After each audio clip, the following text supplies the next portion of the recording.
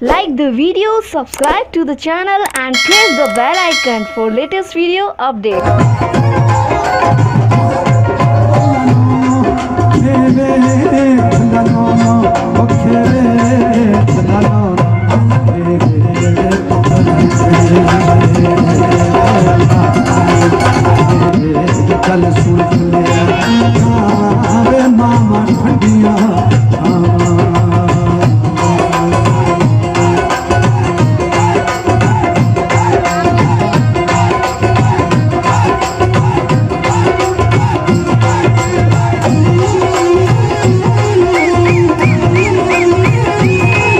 ਦੋਸਤੋ, ਕਿਸਾਨੀ ਸੰਘਰਸ਼ ਦੌਰਾਨ ਬਹੁਤ ਸਾਰੇ ਪੰਜਾਬੀ ਕਲਾਕਾਰ, ਸਿੰਗਰ, ਹੋਰ ਕਮੇਡੀ ਆਰਟਿਸਟ, ਹੋਰ ਤਰ੍ਹਾਂ ਦੇ ਜਿਹੜੇ ਆਰਟਿਸਟ ਜਿਹੜੇ ਵੱਖ-ਵੱਖ ਵਿਸ਼ਿਆਂ ਨਾਲ ਸੰਬੰਧਿਤ ਸੀ, ਉਹ ਵੀ ਪਹੁੰਚੇ ਹੈਗੇ ਆ। ਖਾਸ ਤੌਰ ਤੇ ਜੇ ਅਸੀਂ ਕਹੀਏ, ਪੰਜਾਬੀਆਂ ਦੇ ਮਾਣ ਗੁਰਦਾਸ ਮਾਨ ਜੀ ਵੀ ਉੱਥੇ ਪਹੁੰਚੇ ਸੀ, ਬਟ ਅਨਫੋਰਚੂਨੇਟਲੀ ਉਹਨਾਂ ਨੂੰ ਉੱਥੇ ਸਟੇਜ ਤੇ ਬੋਲਣ ਨਹੀਂ ਦਿੱਤਾ ਗਿਆ। ਉਹਦੇ ਬਾਰੇ ਮਿਕਸ ਰਿਐਕਸ਼ਨ ਜੀਆਂ ਹੈ ਸੋਸ਼ਲ ਮੀਡੀਆ ਤੇ।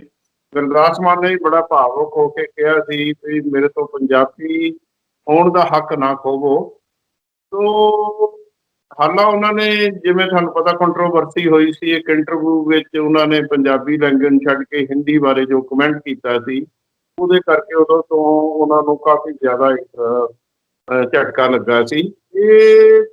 ਇਹ ਸਹੀ ਕੀਤਾ ਜਿਹੜਾ ਹੈਗਾ ਕਿਸਾਨ ਲੀਡਰਾਂ ਨੇ, ਜਾਂ ਜਿਹੜੀ ਉੱਥੇ ਜਨਤਾ ਸੀ, ਜਾਂ ਕਿ ਗਲਤ ਹੈਗਾ, ਜਾਂ ਇਹਦੇ ਵਿੱਚ ਕੀ ਰੈਸ਼ਨਲ ਹੈਗਾ, ਇਹ ਸਾਰੀ ਗੱਲਬਾਤ ਕਰਾਂਗੇ। ਸਾਡੇ ਨਾਲ ਆਨਲਾਈਨ ਲਿਸਟਰ ਇੰਗਲੈਂਡ ਤੋਂ ਜੁੜੇ ਨੇ ਬਹੁਤ ਅੱਛੇ ਪੰਜਾਬੀ ਰਾਈਟਰ ਪ੍ਰੋਫੈਸਰ ਸ਼ੰਗਾਰਾ ਸਿੰਘ ਢਿੱਲੋਂ। ਇਹਨਾਂ ਨੇ 22 ਕਿਤਾਬਾਂ ਲਿਖੀਆਂ ਹੈਗੀਆਂ। ਲੇਟੈਸਟ ਹੁਣ ਇਹ ਕਰਤਾਰਪੁਰ ਕੋਰੀਡੋਰ ਬਾਰੇ ਲਿਖੀ ਕਿਤਾਬ, ਗਾਥਾ ਕਰਤਾਰਪੁਰ ਲਾਂਘੇ ਦੀ। ਪ੍ਰੋਫੈਸਰ ਸ਼ੰਗਾਰਾ ਸਿੰਘ ਢਿੱਲੋਂ ਜੀ, ਸਾਡੇ ਪ੍ਰੋਗਰਾਮ ਵਿੱਚ ਬਹੁਤ ਬਹੁਤ ਸਵਾਗਤ ਹੈਗਾ। ਧੰਨਵਾਦ ਜੀ। ਸਾਰੇ ਦਰਸ਼ਕਾਂ ਨੂੰ ਬਹੁਤ ਬਹੁਤ ਸਤਿ ਸ੍ਰੀ ਅਕਾਲ। ਹਾਂਜੀ, ਤੁਸੀਂ ਜਿਹੜੀ ਇੰਸੀਡੈਂਟ ਹੋਈ ਗੁਰਦਾਸ ਮਾਨ ਬਾਰੇ ਪੂਰਾ ਇੱਕ ਫੇਸਬੁੱਕ ਤੇ ਵੀ ਪਾਇਆ, ਇੱਕ ਆਰਟੀਕਲ ਮੈਨੂੰ ਲਿਖ ਕੇ ਭੇਜਿਆ ਸੀ, ਤੁਹਾਡੀ ਕੀ ਪ੍ਰਤੀਕਿਰਿਆ ਹੈਗੀ ਆ? ਹਾਲਾਂਕਿ ਉਹ ਗੁਰਦਾਸ ਮਾਨ ਕਹਿੰਦੇ ਮੈਂ 8 ਮਹੀਨੇ ਬਾਅਦ, ਕਰੋਨਾ ਤੋਂ ਬਾਅਦ, ਬੰਬੇ ਤੋਂ ਨਿਕਲ ਕੇ ਪਾਰਟੀਕੁਲਰਲੀ ਦਿੱਲੀ ਆਇਆ ਹੈਗਾ, ਤੇ ਮਾਯੂਸ ਹੋ ਕੇ ਇੱਥੋਂ ਗਏ ਹੈਗੇ ਆ। ਕੀ ਕਹਿਣਾ ਚਾਹੁੰਦੇ ਹੋ? ਭਾਜੀ, ਜਿਹੜਾ ਗੁਰਦਾਸ ਮਾਨ ਦਾ ਜਿਹੜਾ ਮਸਲਾ ਆ ਨਾ, ਉਹ ਮੈਂ ਇੱਕ ਤਾਂ ਸਭ ਤੋਂ ਪਹਿਲਾਂ ਤੁਹਾਨੂੰ ਦੱਸਾਂ ਕਿ ਆਪਣੇ ਦਰਸ਼ਕਾਂ ਨੂੰ, ਤੁਹਾਡੇ ਟੈਲੀਵਿਜ਼ਨ ਦੇ, ਕਿ ਇਹ ਪਿਛਲੇ ਸਾਲ ਨਵੰਬਰ ਦੇ ਵਿੱਚ ਸ਼ੁਰੂ ਹੋਇਆ ਸੀ। ਇਹ ਸਾਲ ਤੋਂ ਉੱਤੇ ਪੁਰਾਣਾ ਹੋ ਗਿਆ। ਹਾਂਜੀ। ਇਹ ਕੈਨੇਡਾ ਦੇ ਵਿੱਚ ਰੈਡ FM ਜਿਹੜਾ ਰੇਡੀਓ ਹੈ, ਉਹਦੇ ਉੱਤੇ ਇਹਨਾਂ ਨੇ ਇੱਕ ਇੰਟਰਵਿਊ ਦੇ ਵਿੱਚ ਸਟੇਟਮੈਂਟ ਦਿੱਤੀ ਸੀ। ਉਹ ਸਟੇਟਮੈਂਟ ਜਿਹੜੀ ਆ ਇੱਕ ਬੈਕਅਪ ਕਰਦੀ ਸੀ ਅਮਿਤ ਸ਼ਾਹ ਦੀ ਸਟੇਟਮੈਂਟ ਸੀ ਕਿ ਪੂਰੇ ਭਾਰਤ ਦੇ ਵਿੱਚ ਇੱਕ ਬੋਲੀ ਹੋਣੀ ਚਾਹੀਦੀ ਹੈ, ਹਿੰਦੀ। ਹਾਂਜੀ। ਬਾਕੀ ਬੋਲੀਆਂ ਜਿਹੜੀਆਂ ਆ ਉਹਨਾਂ ਨੂੰ ਕੋਈ ਇੰਨੀ ਇੰਪੋਰਟੈਂਸ ਨਹੀਂ ਦੇਣੀ ਚਾਹੀਦੀ। ਹਾਂਜੀ। ਗੁਰਦਾਸ ਮਾਨ ਨੂੰ ਇਹਦੇ ਬਾਰੇ ਦੇ ਵਿੱਚ ਸਵਾਲ ਪੁੱਛਿਆ ਗਿਆ ਸੀਗਾ ਮਿਸਟਰ ਥਿੰਦ ਵੱਲੋਂ, ਜਿਹੜਾ ਪ੍ਰੈਜੈਂਟਰ ਸੀਗਾ ਉਸ ਪ੍ਰੋਗਰਾਮ ਦਾ ਹੋਸਟ ਸੀਗਾ। ਹਾਂਜੀ। ਹਾਂਜੀ। ਇਹਦੇ ਬਾਰੇ ਕੀ ਕਹਿਣਾ ਚਾਹੁੰਦੇ ਆ? ਤਾਂ ਇਹਨਾਂ ਦੀ ਜਿਹੜੀ ਸਟੇਟਮੈਂਟ ਆ ਉਹ ਬੜੀ ਗੈਰ ਜ਼ਰੂਰੀ ਸੀ ਉਸ ਵੇਲੇ। ਜੇ ਤਾਂ ਇਹ ਕਹਿ ਦਿੰਦੇ ਕਿ ਵੀ ਮੈਂ ਇਹਦੇ ਬਾਰੇ ਚ ਕੋਈ ਸਟੇਟਮੈਂਟ ਨਹੀਂ ਦੇਣੀ, ਮੈਂ ਪੰਜਾਬੀ ਆ ਤੇ ਮੈਂ ਪੰਜਾਬੀ ਆ, ਇੰਨੀ ਕੁ ਗੱਲ ਕਰ ਦਿੰਦੇ। ਉਹ ਗੈਰ ਜ਼ਰੂਰੀ ਸਟੇਟਮੈਂਟ ਦੇ ਗਏ, ਇੱਕ ਬੈਕਅਪ ਕਰ ਗਏ ਅਮਿਤ ਸ਼ਾਹ ਦੀ ਸਟੇਟਮੈਂਟ ਨੂੰ, ਜਿਸ ਤੋਂ ਪੰਜਾਬੀਆਂ ਦੇ ਮਨ ਦੇ ਵਿੱਚ ਇਹ ਰੋਸ ਹੋਇਆ ਕਿ ਇਹ ਮਤਲਬ ਜਿਹੜਾ ਕਲਾਕਾਰ ਹੈ, ਪੰਜਾਬੀਆਂ ਨੇ ਇਹਨੂੰ ਜਿਹੜਾ ਆ ਉਹ ਐਡੀ ਵੱਡੀ ਸਫਲਤਾ ਦਿੱਤੀ, ਐਡੀ ਵੱਡੀ ਬੁਲੰਦੀ ਤੇ ਪਹੁੰਚਾਇਆ, ਔਰ ਪੰਜਾਬ ਤੇ ਪੰਜਾਬੀ ਬੋਲੀ ਦੇ ਸਦਕੇ ਜਿਹੜਾ ਹੈ ਇਹ ਮਤਲਬ ਜਿਹੜਾ ਇਹਦੀ ਰੋਜੀ ਰੋਟੀ ਚੱਲਦੀ ਹੈ, ਤੇ ਅੱਜ ਇਹ ਸਟੇਟਮੈਂਟ ਕੀ ਦੇ ਗਿਆ, ਇਹਨੂੰ ਦੇਣੀ ਨਹੀਂ ਸੀ ਚਾਹੀਦੀ। ਹਾਂਜੀ। ਹਾਂਜੀ। ਉਸ ਤੋਂ ਬਾਅਦ ਜਿਹੜਾ ਇੱਕ ਸਰੀ ਦੇ ਵਿੱਚ ਪ੍ਰੋਗਰਾਮ ਹੋਇਆ, ਇਹਦਾ ਸ਼ੋਅ ਸੀ ਅਸਲ ਵਿੱਚ, ਇਹ ਸ਼ੋਅ ਦੇ ਉੱਤੇ ਗਿਆ ਸੀ, ਇਹਦਾ ਸ਼ੋਅ ਹੋਣਾ ਸੀਗਾ ਸਰੀ ਜਿਹੜਾ ਹੈ। ਉਸ ਤੋਂ ਬਾਅਦ ਐਫਸਫੋਰਡ ਵੀ ਹੋਇਆ, ਉਹ ਫਿਰ ਬਾਈਕਾਟ ਹੋ ਗਿਆ ਸੀਗਾ ਉਹਦਾ। ਸਰੀ ਦੇ ਵਿੱਚ ਜਿਹੜਾ ਸ਼ੋਅ ਹੋਇਆ, ਉੱਥੇ ਇੱਕ ਨੌਜਵਾਨ ਚਰਨਜੀਤ ਸਿੰਘ ਸੁੱਜੋਂ ਉਹਦਾ ਨਾਮ ਸੀਗਾ, ਮੇਰਾ ਖਿਆਲ ਜਿੱਥੋਂ ਤੱਕ ਯਾਦ ਹੈ। ਹਾਂਜੀ। ਹਾਂਜੀ। ਉਹਨੇ ਕੁਝ ਪੋਸਟਰ ਜਿਹੜੇ ਆ ਉਹ ਸ਼ੋਅ ਕੀਤੇ ਸੀ, ਤੇ ਇਹਨੂੰ ਕਿਹਾ ਸੀਗਾ ਕਿ ਤੂੰ ਪੰਜਾਬ ਦਾ ਗਦਾਰ ਹੈ। ਹਾਂਜੀ। ਹਾਂਜੀ। ਹਾਂਜੀ। ਇਹਦਾ ਸ਼ੋਅ ਚੱਲਦਾ ਸੀ, ਸ਼ੋਅ ਬੜਾ ਭਰਿਆ ਹੋਇਆ ਸੀ। ਉੱਥੇ ਇਹਨੇ ਇੱਕ ਗਲਤ ਗੱਲ ਕਹੀ ਸੀ, ਉਹ ਬੱਤੀ ਵਾਲੀ, ਬੱਤੀ ਬਣਾ ਕੇ ਪਿੱਛੇ ਲਾ ਲਾ, ਇਸ ਤਰ੍ਹਾਂ ਦੀ ਕੋਈ ਗੱਲ ਕਹੀ ਸੀ ਜਿਹੜੀ ਕਿ ਇਹਨੂੰ ਬੱਤੀ ਬਣਾ ਕੇ ਪਾਣੀ ਵਿੱਚ ਲੈ ਲਓ, ਇਹ ਸੀ ਇਹਨਾਂ ਨੇ ਕਿਹਾ, ਪਿੱਛੇ ਲੈ ਲਓ। ਉਸ ਵੇਲੇ ਜਿਹੜੇ ਉਹ ਦਰਸ਼ਕ ਆ ਉਹਨਾਂ ਨੇ ਸੋਚਿਆ ਨਹੀਂ, ਉੱਥੇ ਹਾਸਾ ਠੱਠਾ ਵੀ ਹੋਇਆ ਵੀ ਗੁਰਦਾਸ ਮਾਨ ਨੇ ਕਿੱਡੀ ਵੱਡੀ ਗੱਲ ਕਹਿਤੀ। ਉਦੋਂ ਬਾਅਦ ਜਦੋਂ ਸੀਰੀਅਸਲੀ ਸਾਰਿਆਂ ਨੇ ਸੋਚਿਆ ਪੰਜਾਬੀਆਂ ਨੇ ਹਾਂਜੀ ਇਹ ਐਡੀ ਵੱਡੀ ਭੱਦੀ ਲੈਂਗੁਏਜ, ਇਹ ਜਿਹੜਾ ਆ ਬੰਦਾ ਕਿਸ ਤਰ੍ਹਾਂ, ਇਹ ਕਲਾਕਾਰ ਕਿਸ ਤਰ੍ਹਾਂ ਬੋਲ ਸਕਦਾ ਹੈ। ਹਾਂਜੀ ਹਾਂਜੀ ਉਹਦੇ ਤੇ ਫਿਰ ਸੋਸ਼ਲ ਮੀਡੀਆ ਦੇ ਉੱਤੇ ਬੜਾ ਰਿਐਕਸ਼ਨ ਚੱਲਿਆ।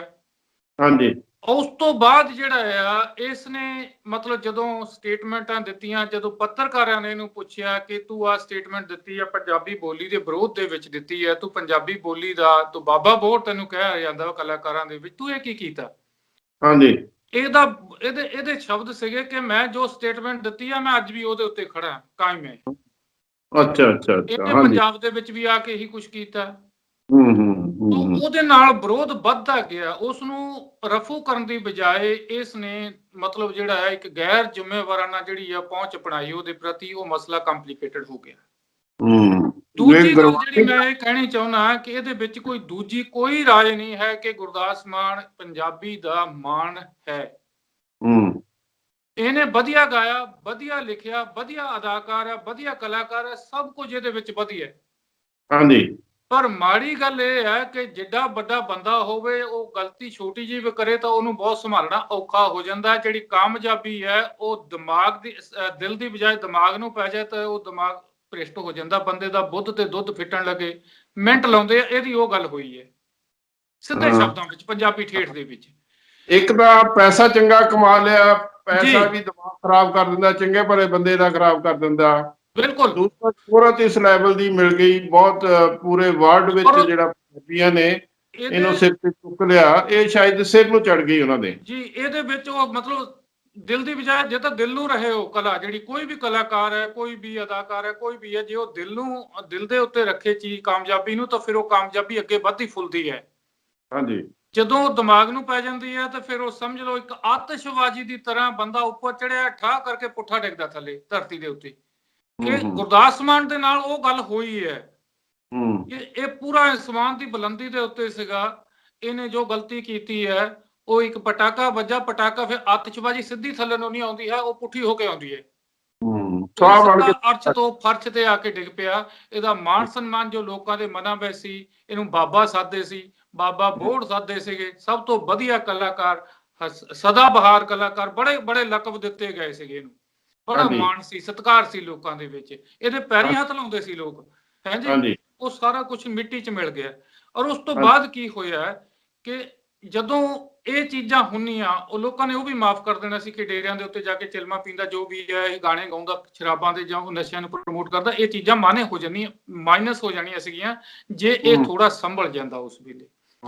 ਪਰ ਇਸ ਨੇ ਅੜੀ ਫੜੀ ਰੱਖੀ। ਹੁਣ ਤੁਸੀਂ ਗੱਲ ਕੀਤੀ ਹੈ ਕਿ ਉਹਨੂੰ ਕੋਈ ਸ਼ੰਭੂ ਕਹੀ ਜਾਂਦਾ ਤਾਂ ਕੋਈ ਸਿੰਧੂ ਬਾਰਡਰ ਕਹੀ ਜਾਂਦਾ। ਵੈਸੇ ਮੈਂ ਤਾਂ ਉੱਥੇ ਲਿਖਿਆ ਸ਼ੰਭੂ ਪੜਿਆ, ਉਹ ਸ਼ੰਭੂ ਬਾਰਡਰ ਹੈ, ਉੱਥੇ ਇਹ ਗਿਆ। ਹਾਂਜੀ ਪਰਨਾ ਬੰਨ ਕੇ ਸਿਰ ਤੇ ਗਿਆ, ਕਿਸਾਨ ਬਣ ਕੇ ਗਿਆ। ਸਿੰਘੂ ਬਾਰਡਰ ਹੈ ਜੀ, ਸਿੰਘੂ ਬਾਰਡਰ ਦੇ ਉੱਤੇ ਸਿੰਘੂ ਬਾਰਡਰ। ਹਾਂਜੀ ਹੁਣ ਇਹਦਾ ਸਿੰਘ ਬਾਰਡਰ ਨਾਮ ਉਹਦਾ ਚੇਂਜ ਹੋ ਗਿਆ, ਸਿੰਘਾਂ ਨੇ ਸਿੰਘ ਕਰ ਦਿੱਤਾ। ਹਾਂਜੀ ਉਹ ਪਹਿਲਾਂ ਉੱਥੇ ਸ਼ੰਭੂ ਹੁੰਦਾ ਸੀਗਾ, ਢਾਬਾ ਹੁੰਦਾ ਸੀ, ਉਹਦੇ ਕਰਕੇ ਮੈਨੂੰ ਇਦਾਂ ਲੱਗਾ ਵੀ ਸ਼ਾਇਦ ਸ਼ੰਭੂ ਹੋਊਗਾ। ਚਲੋ ਖੈਰ ਕੋਈ ਵੀ ਹੋਵੇ, ਜਿਹੜਾ ਦਿੱਲੀ ਵਾਲਾ ਬਾਰਡਰ ਹੈਗਾ ਉੱਥੇ ਗਿਆ, ਵਾਲਾ ਬਾਰਡਰ ਹੈ। ਉਹਨੇ ਉੱਥੇ ਗਿਆ, ਪੂਰਾ ਕਿਸਾਨ ਬਣ ਕੇ ਗਿਆ, ਚਾਦਰਾ ਲਾ ਕੇ ਗਿਆ, ਆਪਣੇ ਪਰਨਾ ਵਗੈਰਾ ਕੁੜਤਾ ਪਾ ਕੇ ਗਿਆ, ਬਿਲਕੁਲ ਸਹੀ ਹੈ। ਹਾਂਜੀ ਪਰ ਕਹਾਣੀ ਇਹ ਆ ਵੀ ਅੱਗਾ ਦੌੜ ਤੇ ਪਿੱਛਾ ਚੌੜ ਵਾਲੀ ਗੱਲ ਹੋ ਗਈ। ਹਾਂਜੀ ਕਿ ਜਿਹੜਾ ਪਿੱਛੇ ਜਿਹੜਾ ਉਹ ਲਾਮ ਲਟਾ ਪਾਇਆ ਹੋਇਆ ਇਹਨੇ, ਉਹ ਪਿੱਛੇ ਨਾਲ ਖਿੱਚੀ ਆਉਂਦਾ, ਉਹਨੂੰ ਸਮੇਟਣਾ ਪਹਿਲਾ ਫਰਜ਼ ਬਣਦਾ ਸੀ ਕਿ 2-2.5 ਮਹੀਨੇ ਹੋ ਗਏ ਸੰਘਰਸ਼ ਚੱਲਦੇ ਨੂੰ, 2-2.5 ਮਹੀਨੇ ਕਿਉਂ ਨਹੀਂ ਬੋਲਿਆ ਫਿਰ? ਹਰ ਆਮ ਬੰਦੇ ਨੂੰ ਪਤਾ ਇਸ ਚੀਜ਼ ਦਾ। ਇਸ ਵੇਲੇ ਆ ਕੇ ਕਿਉਂ ਮਤਲਬ ਜਿਹੜਾ ਕਿਸਾਨ ਅੰਦੋਲਨ ਦੇ ਵਿੱਚ ਕਿਉਂਕਿ ਸਾਰੇ ਕਲਾਕਾਰ ਆਏ ਔਰ ਪਿਛਲੇ ਲੰਮੇ ਸਮੇਂ ਤੋਂ ਉਹ ਅੰਦੋਲਨ ਦੇ ਨਾਲ ਜੁੜੇ ਹੋਏ ਆ, ਉਹਨਾਂ ਨੇ ਪੂਰਾ ਅੰਦੋਲਨ ਨੂੰ ਸਪੋਰਟ ਕੀਤਾ। ਬੜੇ ਬੜੇ ਕਲਾਕਾਰ, ਉਹਨਾਂ ਦੇ ਨਾਮ ਵੀ ਹੁਣ ਆਪਾਂ ਸਾਰੇ ਜਾਣਦੇ ਹੀ ਹੈ ਜੀ। ਇਹਨੂੰ ਏਦਾਂ ਲੱਗਾ ਵੀ ਇਸ ਮੌਕੇ ਦੇ ਉੱਤੇ ਹੁਣ ਜੇ ਮੈਂ ਸੱਟ ਮਾਰਾਂ ਤਾਂ ਮੇਰਾ ਕੰਮ ਸੂਤ ਆ ਜਾਣਾ। ਹਾਂਜੀ ਹਾਂਜੀ ਹਾਂਜੀ ਹਾਂਜੀ ਉਹ ਕਹਾਣੀ ਪੈ ਗਈ ਉਲਟੀ, ਉੱਥੇ ਸੰਭਲ ਨਹੀਂ ਸਕਿਆ ਇਹ। ਇਹਦੇ ਅੰਦਰ ਹਉ ਜਿਹੜੀ ਇੰਨੀ ਭਾਰੀ ਹੋ ਗਈ ਹੈ, ਹਉਮੈ ਜਿਹੜੀ ਹੈ, ਈਗੋ ਜਿਹੜੀ ਹੈ ਬਹੁਤ ਵੱਡੀ ਪਾਲੀ ਹੋਈ ਹੈ ਇਹਨੇ। ਇੱਕ ਮਾਫੀ ਮੰਗਣਾ ਜਿਹੜਾ ਆ ਉਹ ਛੋਟੇਪਨ ਦੀ ਨਿਸ਼ਾਨੀ ਨਹੀਂ ਹੁੰਦੀ, ਉਹ ਵੱਡਾ ਹੁੰਦਾ। ਮਾਫੀ ਮੰਗਣ ਵਾਲਾ ਜੇ ਗਲਤੀ ਹੋ ਜਾਂਦੀ ਹੈ, ਮਾਫੀ ਮੰਗ ਲਓ, ਬਟੱਪਣ ਹੈ। ਸਾਡੇ ਲੋਕ, ਸਾਡੇ ਸੱਭਿਆਚਾਰ ਦੇ ਲੋਕ ਇੰਨੇ ਅੱਛੇ ਆ, ਜੇ ਕੋਈ ਬੰਦਾ ਮਾਫੀ ਮੰਗਦਾ ਆ ਗਲਤੀ ਕਰਕੇ, ਉਹਨੂੰ ਗੱਲ ਨਾ ਲਾਉਂਦੀ ਹੈ। ਉਹਨੂੰ ਗਲ ਨਾ ਲਾਉਂਦੇ। ਹਾਂਜੀ ਹਾਂਜੀ। ਉੱਥੇ ਜਿਹੜਾ ਆ ਉਹ ਸਿੰਘੂ ਬਾਰਡਰ ਦੇ ਉੱਤੇ ਕੀ ਹੋਇਆ, ਉਹ ਆਪਾਂ ਸਾਰਿਆਂ ਨੇ ਵੀਡੀਓ ਦੇ ਵਿੱਚ ਦੇਖਿਆ ਕਿ ਪੱਤਰਕਾਰਾਂ ਦੇ ਨਾਲ ਵੀ ਬਹਿਸਬਾਜ਼ੀ ਸ਼ੁਰੂ ਕਰ ਲਈ। ਮੇਰੀ ਕਿਸੇ ਨੇ ਬੈਕਅਪ ਨਹੀਂ ਕੀਤੀ, ਮੇਰੇ ਲਈ ਕੋਈ ਬੋਲਿਆ ਨਹੀਂ। ਦੱਸ ਕਾਹਦੇ ਬੋਲੇ? ਤੂੰ ਸਟੇਟਮੈਂਟ ਜਿਹੜੀ ਦਿੱਤੀ ਹੈ, ਚਾਹੇ ਉਹ ਬੱਤੀ ਵਾਲੀ ਸਟੇਟਮੈਂਟ ਆ, ਹੁਣ ਲੋਕ ਕਹਿਣ ਵੀ ਠੀਕ ਹੈ ਬੱਤੀ ਲੈ ਲਓ ਬਈ, ਇਹਦੀ ਬੈਕਅਪ ਹੋਵੇ, ਹਾਂਜੀ ਹਾਂਜੀ। ਜਾਂ ਕਹਿਣ ਵੀ ਠੀਕ ਹੈ ਤੂੰ ਹਿੰਦੀ ਤੇ ਮਾਸੀ ਬਣਾਈ ਹੈ, ਠੀਕ ਹੈ ਮਾਸੀ ਬਣਾ ਲਈ ਭਾਈ, ਤੂੰ ਬਣਾ ਰੱਖ, ਤੂੰ ਬਾਕੀਆਂ ਨੂੰ ਕਿਉਂ ਨਾਲ ਜਿਹੜਾ ਉਹ ਖਿੱਚੀ ਫਿਰਦਾ? ਤੂੰ ਸੈਂਟਰ ਦੀ ਗਵਰਨਮੈਂਟ ਦੇ ਇੱਕ ਹੋਮ ਮਿਨਿਸਟਰ ਹੈ, ਉਹਦੀ ਬੈਕਅਪ ਕਰਦਾ ਸਟੇਟਮੈਂਟ ਦੀ, ਐਡਾ ਵੱਡਾ ਤੇਰਾ ਸਟੇਟਸ ਹੈ। ਹਾਂਜੀ ਹਾਂਜੀ। ਉਹ ਗੱਲਾਂ ਜਿਹੜੀਆਂ ਆ ਉਹ ਪੰਚ ਕਰ ਗਈਆਂ। ਜੇ ਤਾਂ ਉੱਥੇ ਖੜਾ ਹੋ ਕੇ ਥੱਲੇ ਹੀ ਸਟੇਜ ਦੇ ਉੱਤੇ ਜਾਣ ਦੀ ਲੋੜ ਹੀ ਨਾ ਸੀ, ਇਹਦਾ ਮਸਲਾ ਹੱਲ ਹੋ ਜਾਣਾ ਸੀ। ਉੱਠ ਕੇ ਸਾਰੇ ਪਾਸੇ ਹੱਥ ਜੋੜ ਕੇ ਕਹਿ ਦਿੰਦਾ ਭਾਈ ਜੋ ਮੇਰੇ ਤੋਂ ਪਿੱਛੇ ਹੋ ਗਿਆ, ਦੱਸਣ ਦੀ ਲੋੜ ਨਾ ਸੀ, ਜੋ ਮੇਰੇ ਤੋਂ ਪਿੱਛੇ ਹੋ ਗਿਆ ਮੇਰੀਆਂ ਉਹ ਗਲਤੀਆਂ ਆ, ਮੈਨੂੰ ਮਾਫ ਕਰ ਦਿਓ, ਮੈਂ ਕਿਸਾਨਾਂ ਦੇ ਨਾਲ ਆ, ਮੈਂ ਇੱਥੇ ਬੈਠਾ, ਮੈਂ ਜਾਣਾ ਕਿਤੇ ਨਹੀਂ ਹੈ। ਬਿਲਕੁਲ ਗੱਲ ਖਤਮ ਹੋ ਜਾਂਦੀ ਸੀ। ਹਾਂਜੀ ਹਾਂਜੀ। ਲੋਕਾਂ ਨੇ ਇਹਨੂੰ ਗੱਲ ਲਾਉਣਾ ਸੀ, ਉੱਥੇ ਸਟੇਜ ਵੀ ਮਿਲਣੀ ਸੀ ਔਰ ਉਹਦੀ ਬੱਲੇ ਬੱਲੇ ਵੀ ਹੋਣੀ ਸੀ ਪੂਰੀ ਦੁਨੀਆ ਦੇ ਵਿੱਚ।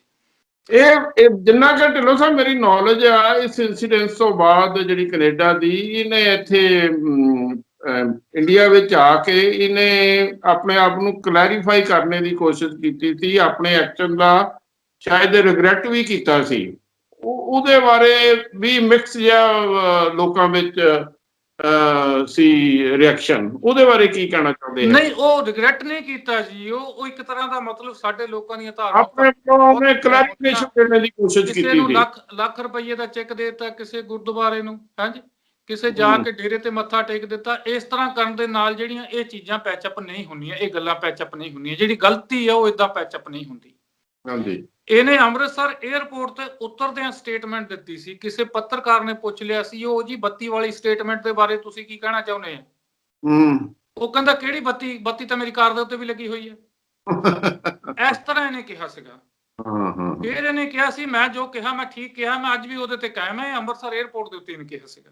ਉਸ ਤੋਂ ਬਾਅਦ ਰੌਲਾ ਪੈ ਗਿਆ ਜ਼ਿਆਦਾ, ਇਹਨੂੰ ਮਤਲਬ ਜਿਹੜਾ ਪਤਾ ਲੱਗ ਗਿਆ ਬਹੁਤ। ਔਰ ਇਹਨੇ ਜਿਹੜਾ ਗੁਰਦੁਆਰਿਆਂ ਦੇ ਵਿੱਚ ਪਤਾ ਨਹੀਂ, ਮੇਰਾ ਖਿਆਲ ਸ਼ਾਇਦ ਸੁਲਤਾਨਪੁਰ ਲੋਧੀ ਗੁਰਦੁਆਰੇ ਨੂੰ 1 ਲੱਖ ਰੁਪਏ ਦਾ ਦਿੱਤਾ ਸੀਗਾ ਇਹਨੇ ਚੈੱਕ, ਹਾਂਜੀ ਹਾਂਜੀ, ਜਿੱਥੋਂ ਤੱਕ ਮੈਨੂੰ ਯਾਦ ਹੈ। ਫਿਰ ਇਹ ਆਪਣੇ ਨਕੋਦਰ ਵਾਲੇ ਡੇਰੇ ਉੱਥੇ ਜਾਂਦਾ, ਇਹ ਉੱਥੇ ਵੀ ਦਿੱਤਾ। ਚਲੋ ਇਹਦੀ ਆਪਣੀ ਸ਼ਰਧਾ, ਹਰ ਇੱਕ ਬੰਦੇ ਦੀ ਆਪੋ ਆਪਣੀ ਹੁੰਦੀ ਹੈ, ਉਹਦੇ ਤੇ ਸਾਨੂੰ ਕਿੰਤੂ ਕੋਈ ਨਹੀਂ। ਗੱਲ ਸਿਰਫ ਇਹ ਹੈ ਕਿ ਇਹਦੀ ਜਿਹੜੀ ਛਵੀ ਹੈ ਉਹ ਖਰਾਬ ਹੋਈ ਹੈ। ਇਹਦਾ ਸਟੇਟਸ ਵਧੀਆ ਸੀ, ਇਹਨੂੰ ਜ਼ਿੰਮੇਵਾਰੀ ਦੇ ਨਾਲ ਉਸ ਵੇਲੇ ਸਟੇਟਮੈਂਟਾਂ ਦੇਣੀਆਂ ਚਾਹੀਦੀਆਂ ਸੀ। ਜੇ ਹੋ ਗਈਆਂ ਸੀ ਗਲਤ ਤਾਂ ਗਲਤੀ ਮੰਨ ਲੈਣੀ ਚਾਹੀਦੀ ਸੀ। ਜੇ ਉਦੋਂ ਨਹੀਂ ਮੰਨੀ, ਹੁਣ ਸਾਲ ਬਾਅਦ ਆ ਜਿਹੜੇ ਕਿਸਾਨ ਅੰਦੋਲਨ ਦੇ ਵਿੱਚ ਜਦੋਂ ਇਹ ਗਿਆ, ਉੱਥੇ ਮੰਨ ਲੈਣੀ ਚਾਹੀਦੀ ਸੀ। ਮੰਨ ਕੇ ਕਿਸਾਨ ਅੰਦੋਲਨ ਨੂੰ ਬੈਕਅਪ ਕਰਨ ਦੇ ਵਾਸਤੇ, ਸਪੋਰਟ ਕਰਨ ਦੇ ਵਾਸਤੇ ਉੱਥੇ ਬੈਠ ਜਾਂਦਾ ਹੈ, 2 ਦਿਨ ਬਹਿੰਦਾ, ਫਿਰ ਉਹਦਾ ਜਿਹੜਾ ਆ ਉਹ ਪੋਜ਼ਿਟਿਵ ਜਿਹੜਾ ਇਹਨੂੰ ਰਿਜ਼ਲਟ ਮਿਲ ਸਕਦਾ ਸੀ, ਪਰ ਇਹਨੇ ਨਹੀਂ ਕੀਤਾ ਜੀ।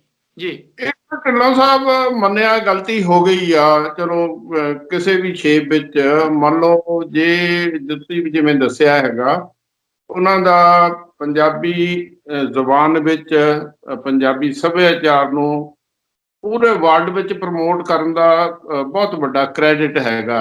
ਚਲੋ ਜੇ ਗਲਤੀ ਇਹ ਗਲਤੀ ਤੋਂ ਕੋਈ ਨਿਕਲਣ ਦਾ ਕੋਈ ਰਸਤਾ ਤਾਂ ਦੱਸੋ ਗੁਰਦਾਸ ਮਾਨ ਨੂੰ ਵੀ ਕਿਵੇਂ ਨਿਕਲੇ। ਸਾਡਾ ਉਹ ਐਡਾ ਵੱਡਾ ਉਹਨੇ ਪੰਜਾਬੀ ਨੂੰ ਇੰਟਰਨੈਸ਼ਨਲ ਲੈਵਲ ਤੇ ਫੈਲਾਇਆ, ਸੱਭਿਆਚਾਰ ਨੂੰ ਵੀ ਬੜਾ ਮਾਣ ਦਿੱਤਾ। ਕਿਤੇ ਕੋਈ ਤਰੀਕਾ ਦੱਸੋ ਕਿਵੇਂ ਨਿਕਲ ਸਕਦੇ ਗੁਰਦਾਸ ਮਾਨ ਹੁਣ ਇਹਦੇ ਵਿੱਚੋਂ? ਤਰੀਕਾ, ਪਹਿਲੀ ਗੱਲ ਤਾਂ ਇਹ ਹੈ, ਤਰੀਕਾ ਦੱਸਣ ਤੋਂ ਪਹਿਲਾਂ ਮੈਂ ਇਹ ਗੱਲ ਜ਼ਰੂਰ ਕਹੂੰਗਾ ਕਿ ਜੇ ਇਸ ਮਸਲੇ ਨੂੰ ਇਹਨੇ ਹੋਰ ਲਟਕਾਈ ਰੱਖਿਆ, ਹਾਂਜੀ, ਇਹਦੀ ਜਿਹੜੀ ਮਾੜੀ ਮੋਟੀ ਵੀ ਛਵੀ ਆ ਉਹ ਮਿੱਟੀ 'ਚ ਮਿਲ ਜਾਣੀ ਹੈ। ਅਜੇ ਲੋਕਾਂ ਦੇ ਅੰਦਰ ਦਰਦ ਹੈਗਾ ਕਿ ਇਹ ਕਿਤੇ ਮਤਲਬ ਜਿਹੜਾ ਆ ਕੇ ਸਟੇਜ ਦੇ ਉੱਤੇ ਕਿਤੇ ਕੋਈ ਇਹੋ ਜਿਹੀ ਸਟੇਟਮੈਂਟ ਦੇਵੇ ਵੀ ਚਲੋ ਭਾਈ ਪੰਜਾਬੀਓ ਮੇਰੇ ਤੋਂ ਗਲਤੀ ਹੋ ਗਈ, ਮੈਂ ਆਪਣੀ ਭੁੱਲ ਬਖਸ਼ਾਉਣਾ।